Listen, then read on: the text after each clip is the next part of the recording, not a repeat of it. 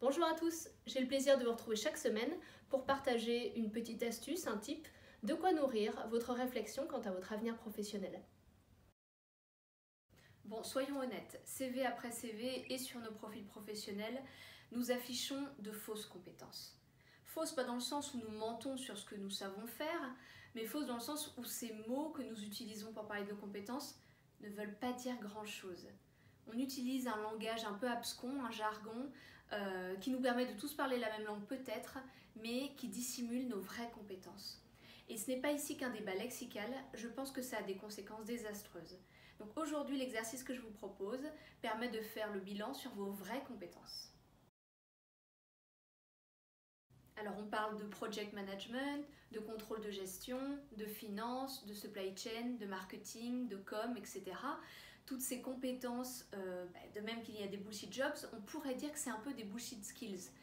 Il n'y a rien de méchant là-dedans, c'est juste que ce que nous faisons tous les jours, ce que nous développons comme expertise, c'est bien réel. Nos talents, nos qualités, nos expertises sont réelles. Mais les mots que nous utilisons, ces mots valises, ne veulent rien dire. Et une des conséquences que je trouve très pernicieuse, c'est qu'à la fin on finit par avoir un doute profond sur ce qu'on sait faire. J'ai coaching après coaching des personnes avec 5-10 ans d'expérience professionnelle qui doutent sur leur capacité à faire quoi que ce soit. Ils finissent par me dire j'ai l'impression que je ne sais rien faire. Il y a comme un voile entre la réalité de tous ces gens en train de faire un tas de choses formidables tous les jours au travail, et ce qu'ils affichent, ce qu'ils peuvent en dire.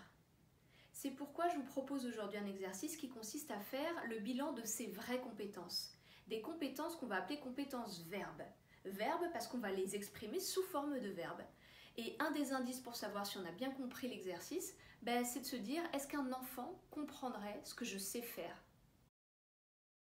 Alors, une façon de faire ce bilan, c'est très simple, c'est de reprendre ces expériences une par une, et pour chacune se demander, et là, qu'est-ce que j'ai fait? Qu'est-ce que j'ai appris? Qu'est-ce que j'ai consolidé? Comme ça, vous distinguez, j'allais dire, des compétences un peu émergentes de compétences vraiment expertes. Mais vous y répondez non pas en disant compétences marketing, compétences com ou je ne sais quoi, vous répondez en parlant français avec des verbes très clairs.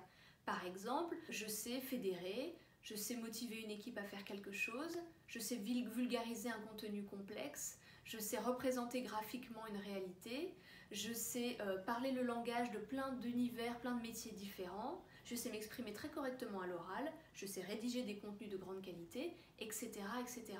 Quand vous sentez que vous exprimez vos compétences dans un langage suffisamment simple pour qu'un enfant vous comprenne, vous avez le déclic. Vous faites ça pour chacune de vos expériences et vous obtenez une espèce d'énorme liste de compétences réelles qui parlent de vous, de ce que vous faites, de vos talents et des expertises développées au fil des ans. Une fois que vous avez fait ça, eh bien, le plus intéressant, et c'est une étape qu'on oublie toujours, c'est de se demander « et demain ?» Qu'est-ce que je veux faire demain? Est-ce que je veux continuer à développer cette expertise, cette compétence? Est-ce que je veux mettre en scène toutes ces qualités? Ou au contraire, est-ce que je ne veux plus jamais en entendre parler? Parce qu'il y a un défaut dans notre gestion de carrière, en France notamment, c'est qu'on se finit par être prisonnier des compétences qu'on a développées dans nos expériences précédentes. Comme si parce qu'on avait développé telle compétence pendant 2-3 ans, il fallait absolument dans notre prochain job trouver une façon de l'exprimer. Non, la vraie question c'est qu'est-ce que vous voulez en faire? Si vous avez développé des qualités de gestion de base de données pendant 3 ans, mais que vous en avez marre, vous n'en voulez plus, eh bien c'est pas grave, cette compétence, elle existe, vous savez le faire, mais demain vous n'avez plus envie de le faire. Et donc ça permet de faire un tri assez important entre ces activités où on va développer de nouvelles compétences ou consolider des compétences existantes, et puis toutes ces choses qu'on a apprises et qui nous auront servi un temps. Et puis aujourd'hui c'est terminé. Faire le tri dans ses compétences, c'est fondamental pour réinventer sa carrière. C'est comme ça qu'on se libère, j'allais dire, du carcan des compétences accumulées, des expertises, des diplômes, puisqu'on arrête de penser « il faut que je capitalise sur ce que j'ai fait », et on se demande plutôt « qu'est-ce que je veux faire demain avec tout ça ?»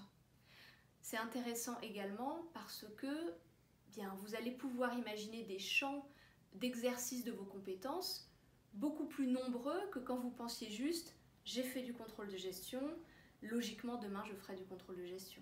Ou alors j'ai été dans le marketing et la com pendant 10 ans, qu'est-ce que je peux faire aujourd'hui dans le marketing et la com?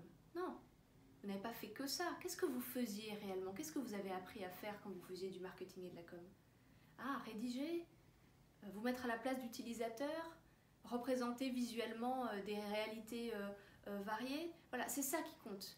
Utilisez plutôt vos compétences verbes, vous verrez que vous savez faire beaucoup plus de choses que vous l'imaginiez et surtout que demain, vous pouvez faire beaucoup plus de choses que vous l'imaginez.